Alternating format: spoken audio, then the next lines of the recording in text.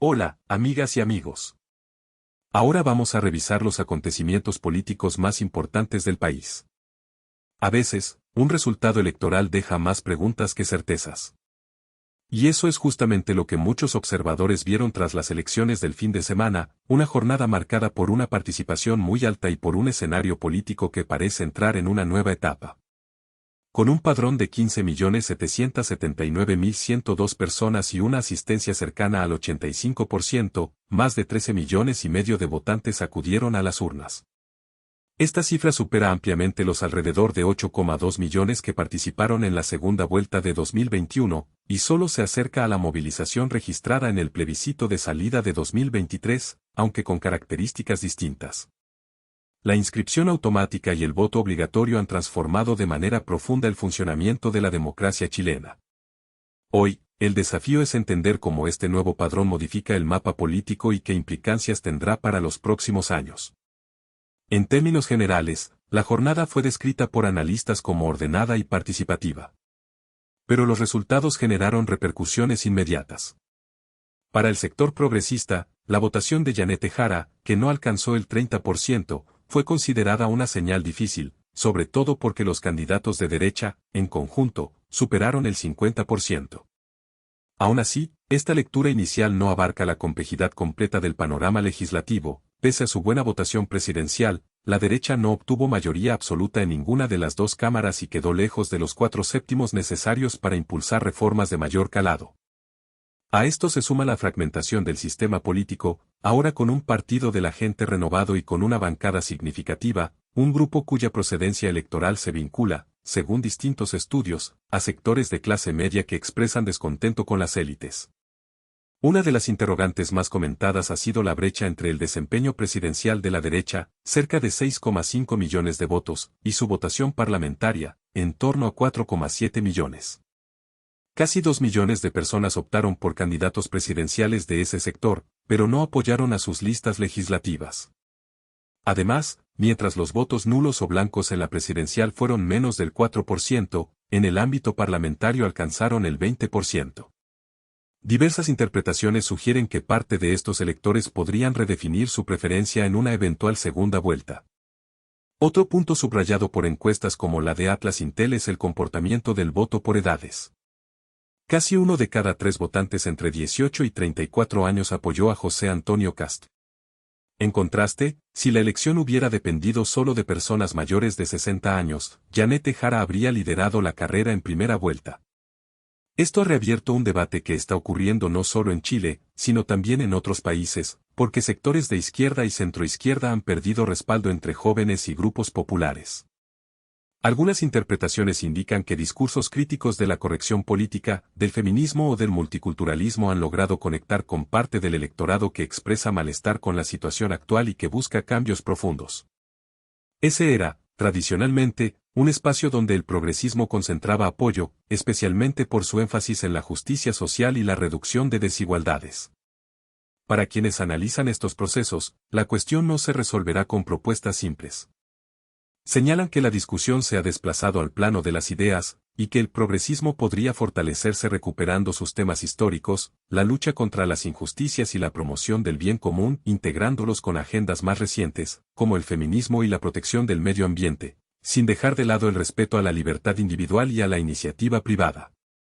En ese marco, vuelve a aparecer un mensaje que durante décadas fue central: que las personas que trabajan y contribuyen al país puedan acceder a condiciones de vida dignas, y que las instituciones estén al servicio de esa finalidad. Lo que sí parece claro es que el domingo se abrió un escenario distinto. Un grupo amplio de votantes que históricamente se mantenía al margen de la política ahora participa de manera obligatoria, y su preferencia no está garantizada para ningún sector. Para el progresismo, esto implica la tarea de reconstruir una propuesta que conecte con las expectativas de quienes buscan estabilidad, oportunidades y sentido de futuro. Así, el debate vuelve a centrarse en cómo cada fuerza política definirá sus prioridades en un contexto donde la participación ciudadana será, cada vez más, un factor decisivo. En la antesala del balotaje, una pregunta vuelve a la conversación pública: ¿qué lugar ocupará el norte del país en las próximas decisiones políticas? Esa fue la idea central que planteó el diputado y senador electo Vlado Milošević durante una reciente entrevista, donde llamó a la candidata Janete Jara a poner especial atención en esta zona. Según Milošević, en varias regiones del norte existe la percepción de que el aporte territorial no siempre recibe una respuesta equivalente desde las instituciones del Estado. Como se ha dado a conocer en distintos procesos electorales, ese escenario ha favorecido a candidaturas por fuera de los partidos tradicionales, entre ellas la de Franco Parisi, que logró un respaldo significativo en la zona. De acuerdo con el parlamentario, esa preferencia expresa, en parte, una forma de descontento. Señaló que esta sensación no se originó en un gobierno específico, sino que viene de hace muchos años. Por lo mismo, sostuvo que Jara debería reforzar su presencia en el norte y presentar propuestas que permitan una relación más equilibrada entre la región y el país en su conjunto. A su juicio, los sectores medios esperan medidas concretas en ese sentido. Sobre la estrategia para ampliar apoyos, Milošević valoró que la candidatura oficialista esté dispuesta a recoger ideas provenientes de otros programas. Comentó que, aunque existen diferencias relevantes con las propuestas de Evelyn Matei y otras figuras, también hay planteamientos que podrían considerarse, y destacó ese gesto como una señal de apertura. Al referirse a temas sociales más amplios, el diputado recordó que algunas iniciativas, como la educación gratuita o la pensión garantizada universal, han tenido apoyos diversos en el Congreso. Afirmó que, según su evaluación, ciertos sectores parlamentarios no han respaldado consistentemente estas medidas, y mencionó votaciones recientes como ejemplo. Si bien reconoció que la seguridad, la migración y la economía encabezan las preocupaciones ciudadanas, insistió en que las desigualdades continúan presentes en la vida cotidiana. Para él, la tarea de la política es ofrecer caminos que permitan avanzar en desarrollo, considerando ese aspecto como parte central del debate. Con ello, Milošević dejó instalada la idea de que la relación entre el norte y el resto del país podría ser un factor decisivo en las próximas semanas. A veces una sesión legislativa avanza con más dudas que certezas. Eso ocurrió cuando el ministro de Hacienda, Nicolás Grau, llegó al Senado para explicar los ajustes que el gobierno incorporó al proyecto de presupuesto 2026. Allí buscó aclarar cambios recientes y, al mismo tiempo, evitar que nuevos rechazos pongan en riesgo el financiamiento de varias áreas del Estado. El debate continúa en tiempos acotados, luego de que la comisión mixta rechazara la mayoría de las partidas el pasado 29 de octubre. Desde entonces, el Ejecutivo presentó indicaciones para reponer recursos y, según los datos expuestos, 19 de las 33 partidas ya fueron aprobadas en la Cámara de Diputadas y Diputados. Corresponden, entre otras, al Congreso Nacional, al Poder Judicial, a la Contraloría, al Ministerio Público, al Servicio Electoral y a ministerios como Economía, Hacienda, Justicia, Defensa, Obras Públicas, Agricultura, Trabajo, Vivienda y Urbanismo, Transportes y Telecomunicaciones, Desarrollo Social y Familia, Mujer y Equidad de Género, Culturas y Ciencia. En paralelo, continúan rechazadas 14 partidas, entre ellas las de Presidencia, Interior, Relaciones Exteriores, Educación, Salud, Minería, Energía, Medio Ambiente, Deporte, Gobiernos Regionales, Seguridad Pública, Tesoro Público, SECRES y SEGEGO. Durante su presentación, el ministro Grau recordó que aún se estaban ingresando indicaciones hasta esa misma tarde, lo que, según explicó, mantiene solo una visión parcial de las inquietudes parlamentarias. Al detallar los cambios, indicó que en cultura se redujo parte del financiamiento asociado al pase cultural y algunas funciones críticas, con el fin de reasignar montos hacia programas sociales. En educación, se restituyeron recursos de la JUNAEB y se ajustó el funcionamiento de los servicios locales de educación pública. El cambio más amplio, según lo señalado por el ministro, se concentró en vivienda y urbanismo. Allí se incrementaron subsidios habitacionales y se incorporaron glosas para agilizar la compra de terrenos. El número de unidades de subsidio en el programa DS-49 pasó de 25.000 a 40.000. Otro punto relevante fue la reducción de remuneraciones más altas del Estado. Grau indicó que las funciones críticas ya tenían una baja de 10% y que, tras solicitudes parlamentarias, se sumó otro 10%. Con ello, la reducción total llega a 20%, liberando del orden de 3.000 millones de pesos para programas sociales. El ministro defendió la idea general del proyecto como una búsqueda de equilibrio entre criterios sociales y fiscales. También advirtió que, si una partida es rechazada tanto por la Cámara como por el Senado, solo podría financiar sus obligaciones mínimas por ley. Por eso pidió especial cuidado en cada votación, recordando que la ley aprobada será ejecutada por la próxima administración. Tras la exposición, senadoras y senadores plantearon diversas inquietudes.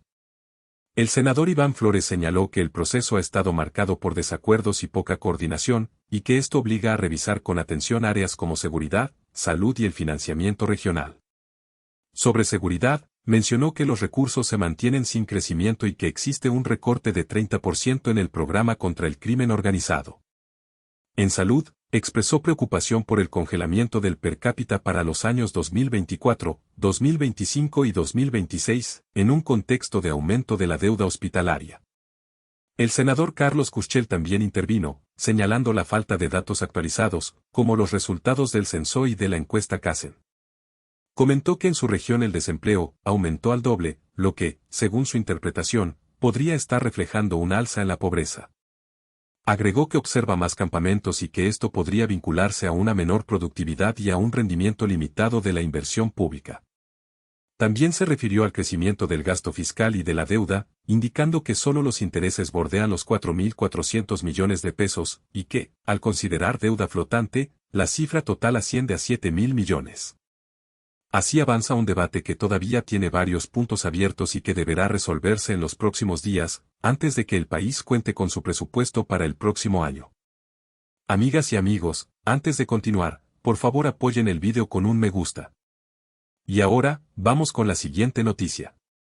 A primera hora de este viernes, el presidente Gabriel Boric reunió a su gabinete en el Salón Mont Varas de la Moneda.